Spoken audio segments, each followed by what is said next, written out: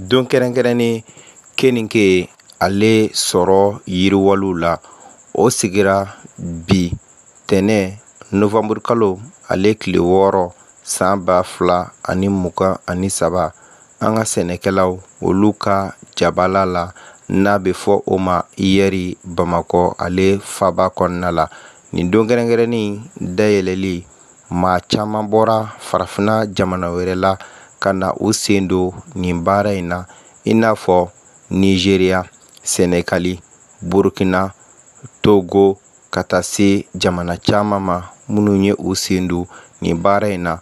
Wa a dayɛlɛliw la maaba caman tun bɛ a kɛnɛ kɔnɔ, i n'a fɔ iyɛri ale yɛrɛ ɲɛmaaba mun bɛ tali kɛ Dr Aruna Kulibali fo ka taa se projet in yɛrɛ ale labɛnbaga jɛkulu caman. Okumu kɔnɔna la ɲininiw olu bɔrɔla minnu kan ka se ka sɔrɔ ale yiriwa, keninke ale ta fanfɛla la kɔlɔlɔ minnu bɛ se ka kɛ a la ka se ka olu kɛlɛ, ani sɛnɛkɛlaw olu yɛrɛ bɛ se ka nafa sɔrɔ u ka baaraw la dun ka fa o ka se ka sabati an ka jamana ale ni farafina jamanaw kɔnɔna la. Okumu kɔnɔna la ɲininiw ani sɛgɛsɛgɛliw olu bolila mun kan an ka ja dɔw ani ɲɛfɔli dɔw lamɛn bi sɔgɔmada in na baara dayɛlɛ la mun kɛra iyɛri ale kɔnɔna la. Phytopathologie, c'est une parcelle de criblage artificiel contre l'anthracnose. Certains autres pestes comme les pineuses des panicules et la chenille légionnaire, parce que nous travaillons en équipe. Ceci m'autorise à dire que nous participons pleinement à l'amélioration variétale au sein du programme Sorgho. Et toute variété créée, développée par eux, ça passe par ici pour un criblage minimum pour 3 ans. Au bout des 3 ans, on fait un rapport final qu'on les remette avec nos remarques, avec nos appréciations en tant que spécialiste en protection des végétaux.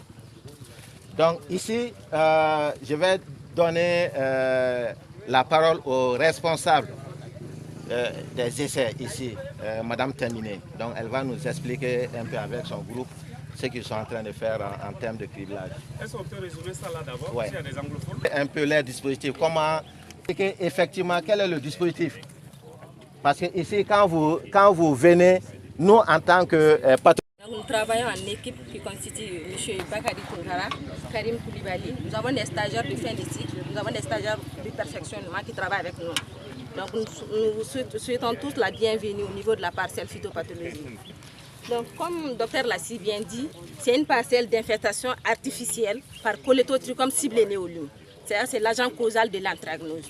De ce fait, nous commençons l'infestation depuis le labour, en faisant l'enfouissement des résidus des récoltes infestées par l'anthracnose lors du labour. Donc on coupe les feuilles infestées par l'anthracnose en morceaux et on laboure le champ avec. Ça c'est la première inoculation. Donc on est sûr que le sol est infesté. Après ça, nous piquetons, nous faisons des piquetages pour délimiter les blocs et les parcelles élémentaires. Nous avons 3 mètres de semis pour les lignées. Et puis les premiers 3 blocs là, ça on a mis la variété Chandoukoura, qui est sensible localement sensible à l'anthracnose. Donc après ça, on a sémé en lignée intercalaire, c'est-à-dire chaque 3 lignes de semis, nous avons sémé une variété Irak 204, qui est très très sensible à l'anthracnose. Donc comme le sol est infesté et que la variété est très sensible à l'anthracnose, depuis la germination, ça va commencer à manifester les symptômes. Donc on sème ces variétés à 2 semaines avant d'amener les lignées qu'on veut tester à l'anthracnose. Donc 2 semaines, ça montre que ces variétés commencent à manifester les symptômes. Donc au-delà de ces 2 semaines, nous amenons les lignées qu'on veut tester à l'anthracnose qui sont résistants ou sensibles. Donc on sème en intercalaire entre les variétés très sensibles. Donc avec le mouvement de vent, la pluie, ça permet d'infester encore les lignées qu'on a sémées en lignée intercalaire. Donc après ça, donc au 30e jusqu'à 30e, l'intervalle du 30e jour de ces plants, nous amenons les colonies pures même de Colétotrichum. Là, on prépare au laboratoire. Ça, c'est le chouche même de la pathogène Colétotrichum cyblénéolum. Et on isole au laboratoire. On prépare un inoculum à base de ça. Donc, on met dans la cornée des plantules. Après, nous commençons à faire l'observation. Nous observons aux 3 stades de développement. Depuis le stade plantile, nous faisons l'observation, stade montaison, nous faisons une observation et puis jusqu'à la maturité physiologique, on va appliquer des observations sur là-dessus. Maintenant, l'observation consiste à observer les 3 premières feuilles de la plante et puis la plante entière. Nous avons une échelle de notation de 1 à 9. 1, c'est-à-dire c'est très résistante, hautement résistante. Et puis 9, c'est très sensible à la maladie. Donc, à l'intérieur de nos essais ici, on a 3 essais sur place. L'essai 1, ça c'est l'essai Simit Anthracnose 2023, qui est constitué de 250 lignées. Et puis l'essai 2, qui est l'essai MS3, 299 lignées en 2 répétitions. Nous avons un autre essai 4, qui est l'essai MS4, 198 entrées en 2 répétitions. Donc l'essai 1 existe à côté. Nous avons observé des variétés qui ont résisté à la maladie et nous avons eu des variétés aussi qui ont été très sensibles à la maladie. D'accord, la maladie ici. Première technique, on fait l'enfouissement des résidus des plants malades. Deuxième technique, on fait la mise en place d'une lignée très sensible, identifiée déjà. IRAD 204 ou IS 18442. Les pathologies, quand vous regardez un peu dans la littérature, c'est des variétés qui ont été identifiées en tant que telles. Deuxième technique. Troisième technique, pour être encore très sûr, c'est la culture du inoculum pur au labo qu'on ramène et on met dans les cornets des plantes à cribler au sac 6 feuilles. Donc voilà la technique pour maintenir la maladie artificiellement ici. Comme elle l'expliquait, on a à peu près plus de 500 entrées qui sont en cours de criblage ici. Et ces 500 entrées sont constituées des variétés venues du Simit, des variétés venues de l'Icrysate et des variétés propres à l'IER. Voilà. Donc si vous voulez marcher là-dedans, voir un peu, voilà. Voilà. Je peux essayer. C'est les essais hier, en fait, du réseau. Si vous vous rappelez, en tout cas, ceux qui sont sur le sorgho, vous avez contribué avec du matériel pour le génotypage, dont les résultats sont maintenant disponibles. En même temps, on a identifié un lot, là où il y avait assez de semences, les variétés déjà inscrites et tout, 250. On avait 1108 au total. On a identifié 250 que le programme ici, Pathologie, a bien voulu accepter, faire l'évaluation. Et ce matériel vient de 8 pays. Ce matériel vient de 8 pays, de sorte que chacun, en retour, aura ses résultats et peut exploiter. On a le même dispositif au Burkina pour la cécidomie.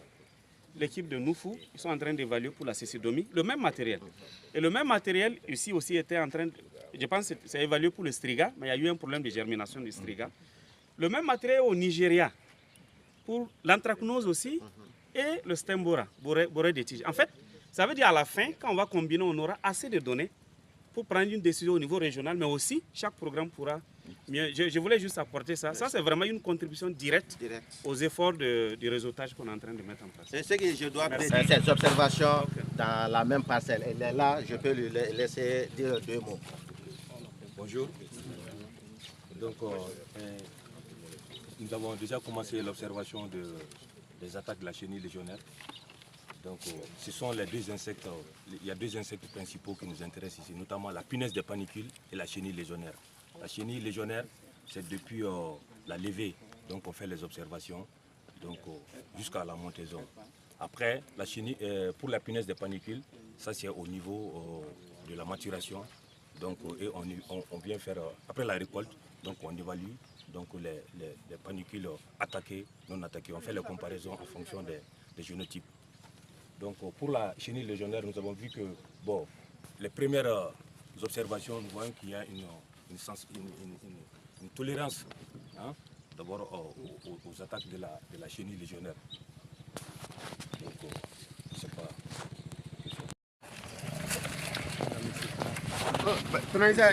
Comme c'est l'équipe, une explication médiane, donc c'est l'équipe. Ça c'est important. Pour les images. En tout cas, ils sont nombreux quand même. Ils sont nombreux. Ouais, parce que si on ne sait pas qui est à la fin, là, pour avoir ces images, c'est un problème. C'est vrai, c'est...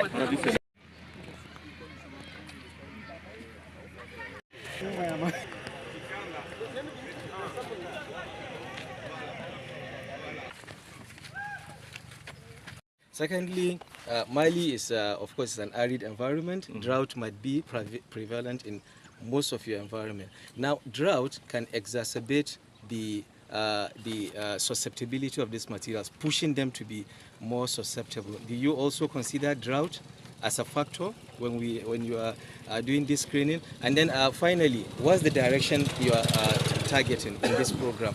Are you targeting tolerance or resistance? Is it fully resistant in the sense that it's going to shake off the material, or it gets infected and then it shakes it off and then produce a reasonable yield? So what's your target? Is it tolerance or resistance? If it's resistant, do you help the breeders with the direction of the resistance? Because that will inform them in making a crossing. Thank you. Il a cru que tout était dans ce champ.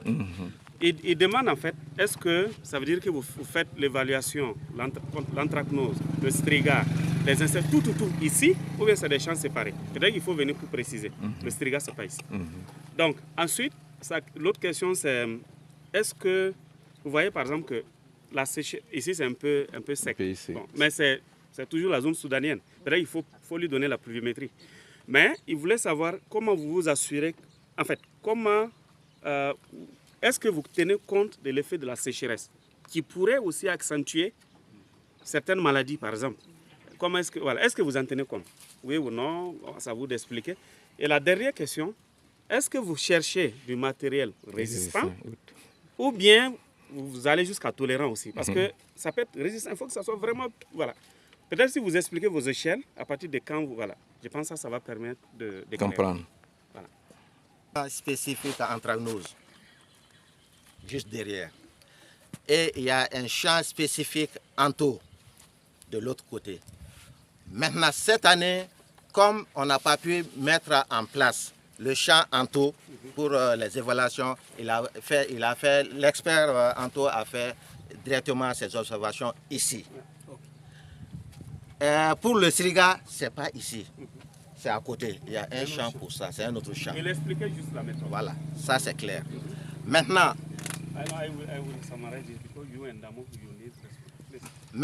comme il a précisé qu'il est breeder, ça nous met à l'aise parce qu'en tant que pathologiste, les symptômes de maladie sont très très différents du dessèchement.